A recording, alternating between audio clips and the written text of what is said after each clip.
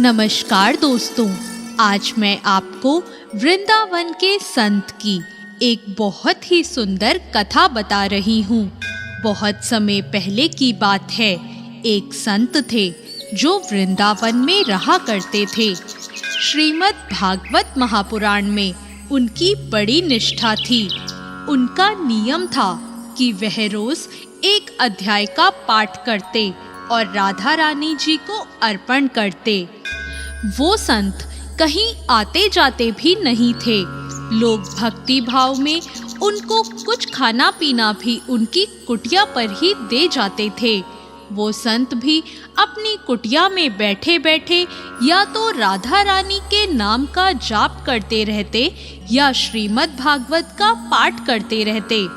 ऐसा करते करते उन्हें सालों बीत गए, पर एक दिन भी ऐसा नहीं था जब उन्होंने राधा रानी जी को भागवत का अध्याय ना सुनाया हो। अब उनकी कुछ उम्र भी हो चली थी। एक रोज जब वो भागवत का पाठ करने बैठे तो उन्हें अक्षर बहुत धुंधले से दिखाई दे रहे थे। थोड़ी देर बाद तो दिखना और भी कम हो गया। अब उनकी आंखों में आंसू आ गए। उनके ये आंसू इसलिए नहीं थे कि आंखें जा रही है, बल्कि इसलिए थे कि अब पाठ कैसे करेंगे। उनके मन में भारी दुख हो रहा था कि अब राधा रानी को भागवत कैसे सुना पाएंगे।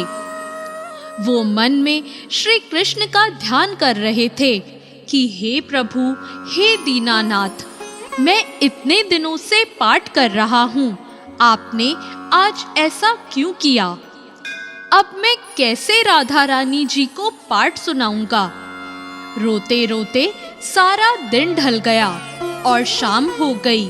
उस दिन उन्होंने कुछ भी खाया पिया नहीं, क्योंकि उनका नियम था कि वो पाठ राधा रानी को सुनाकर उन्हें समर्पित कर कर ही खाना खाया करते थे। तभी उनके दरवाजे पर एक दस्तक हुई। वैसे ही उन्हें धुंधला दिख रहा था। वो बड़ी मुश्किल से दरवाजे तक पहुँचे और बोले, कौन है। एक बालक की आवाज आई। वो बोला, बाबा, माँ ने खाने का सामान भेजा है। वो संत बोले, खाना नहीं चाहिए, जब तक नियम पूरा नहीं होगा खाना नहीं खाऊंगा। वो बालक बोला, कौन सा नियम बाबा। अब जैसे उस संत को अपना दुख बांटने वाला कोई मिल गया हो। वो बोले, मैं रोज राधा प्यारी को भागवत का पाठ सुनाता हूँ और फिर ही कुछ खाता हूँ, पर आज मेरी आंखें चली गई।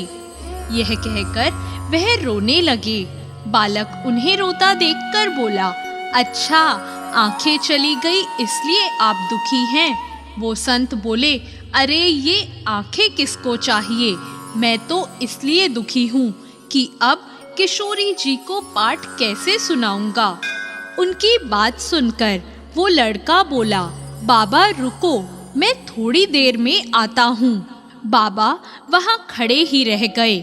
इतने में बालक दौड़ता हुआ आया और बोला, ये पट्टी अपनी आंखों पर बांध लो। अब हाथ में पट्टी पकड़ाकर वो लड़का भाग गया। बाबा अपने दुखी मन से अंदर आकर जमीन पर लेट गए। बाबा ने सोचा, लगता है किसी वैद्य का लड़का होगा, कुछ इलाज विलाज जानता होगा। अब उन्होंने आंखों पर पट्टी बांधी और सो गए। जब बाबा उठे तो उन्हें सब साफ साफ दिख रहा था। बाबा बड़े प्रसन्न हुए। बाबा ने सोचा, देखता हूँ उस लड़के ने पट्टी में क्या औषधि मिलाई है।